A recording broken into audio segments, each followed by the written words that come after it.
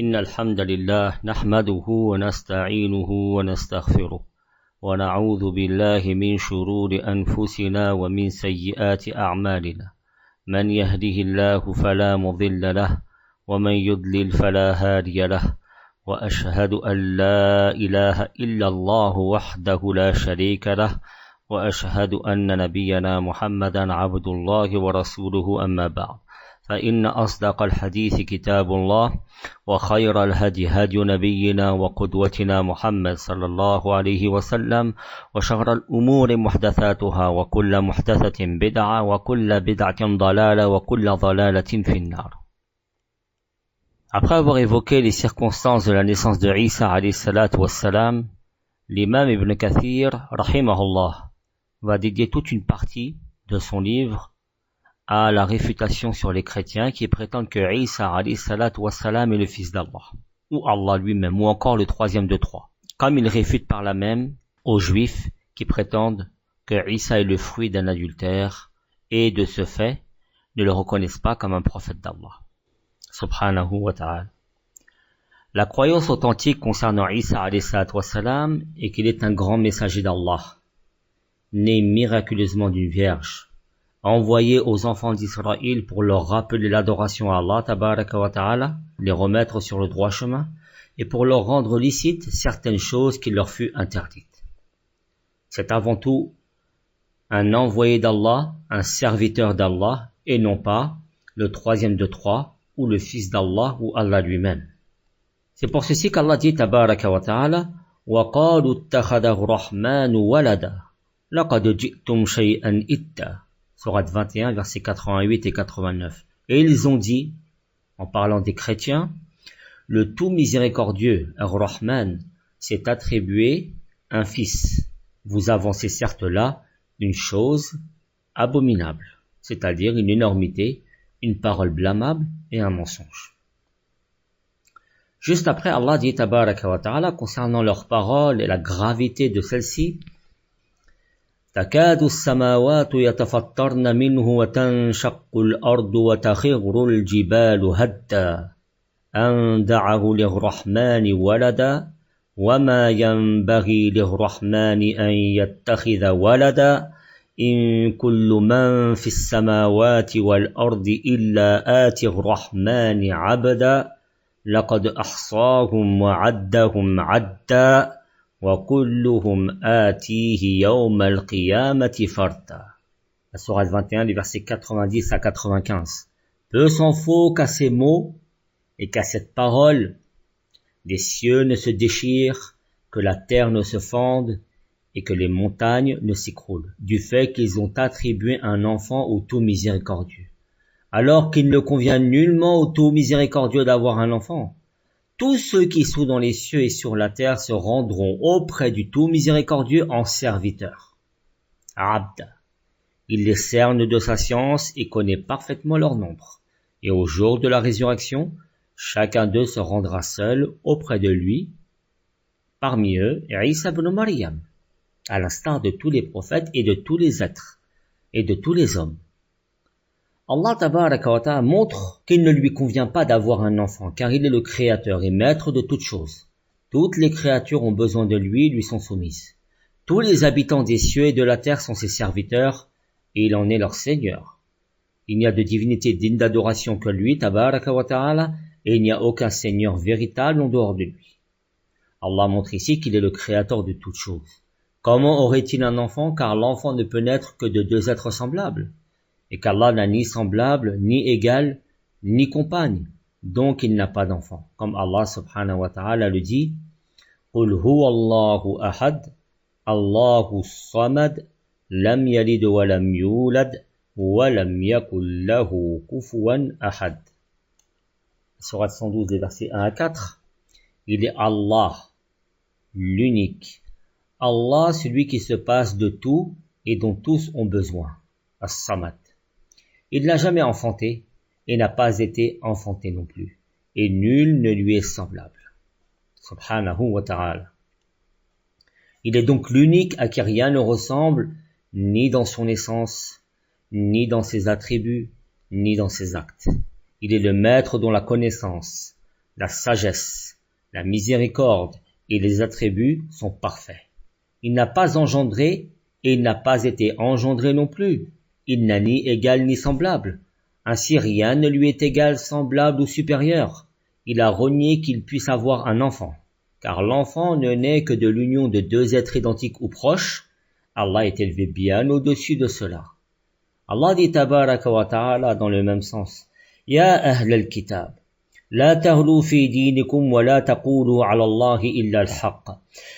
إنما المسيح عيسى بن مريم رسول الله وكلمته ألقاها إلى مريم وروح منه فآمنوا بالله ورسله ولا تقولوا ثلاثة انتهوا خيرا لكم إنما الله إله واحد سبحانه أن يكون له ولد له ما في السماوات وما في الأرض وكفى بالله وكيلا لن يستنكف المسيح أن يكون عبدا لله ولا الملائكة المقربون ومن يستنكف عن عبادته ويستكبر فسيحشرهم إليه جميعا فأما الذين آمنوا وعملوا الصالحات فيوفيهم أجورهم ويزيدهم من فضله وأما الذين استنكفوا واستكبروا فيعذبهم عذابا أليما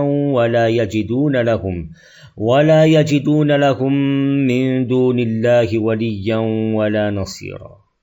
Sourate numéro 4, les versets 171 à 173. Allah tabaraka wa ta'ala dit dans le sens des versets: Ô gens du livre, n'exagérez pas dans votre religion et ne dites sur Allah que la vérité.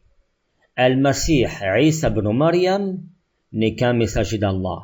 Sa parole qu'il insuffla en Maryam est un esprit venant de lui, c'est-à-dire créé par lui. Croyez donc en Allah et en ses messagers, et ne dites pas qu'Allah est trois.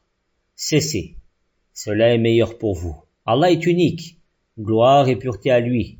Il ne lui convient pas d'avoir un enfant. C'est à lui qu'appartient tout ce qui est dans les cieux et sur la terre, et Allah suffit comme protecteur.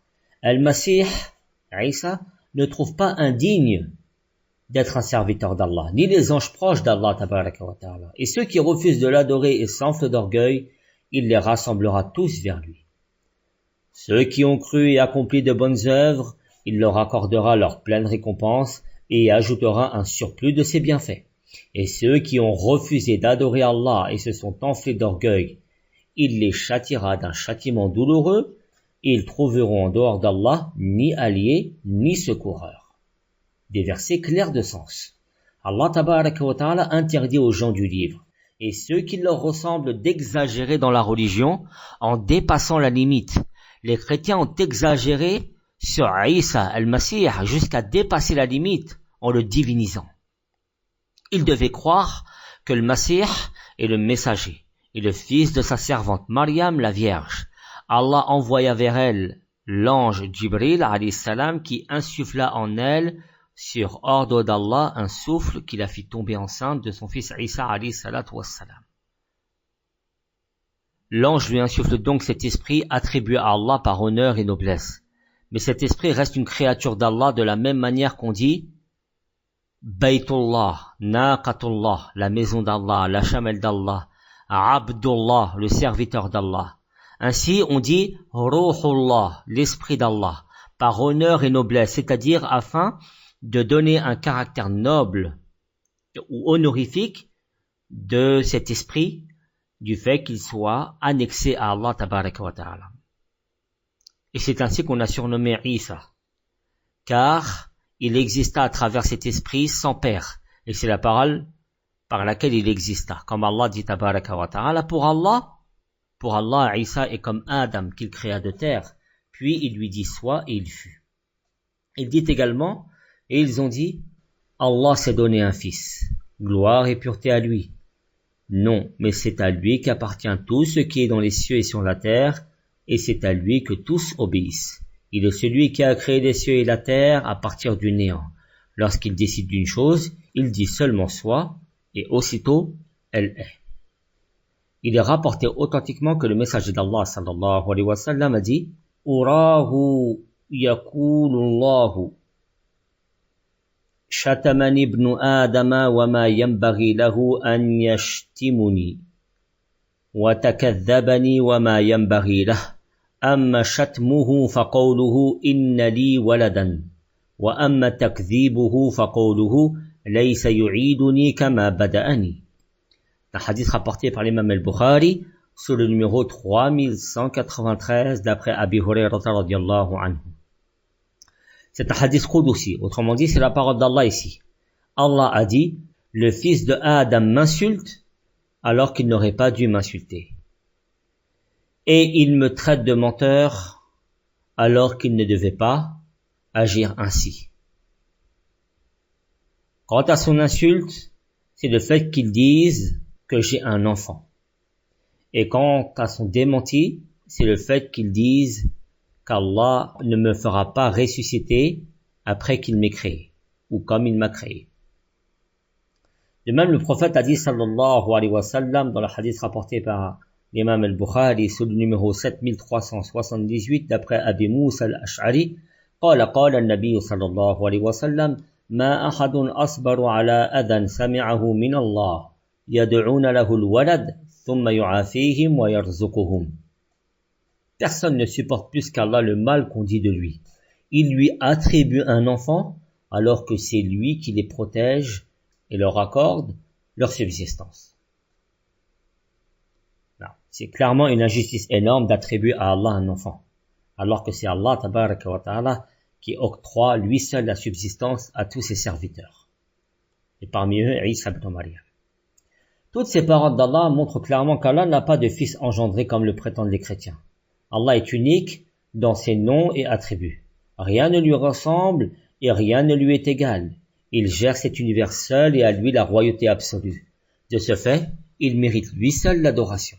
C'est pour cette raison qu'à chaque fois qu'Allah proclame son unicité ou qu'on lui attribue un attribut d'imperfection ou encore à chaque fois qu'Allah veut répondre à une ambiguïté présente chez les polythéistes ou autres, il proclame sa grandeur et sa perfection en disant Subhana, car toutes ces allégations constituent des paroles des plus graves à l'encontre d'Allah subhanahu wa ta'ala.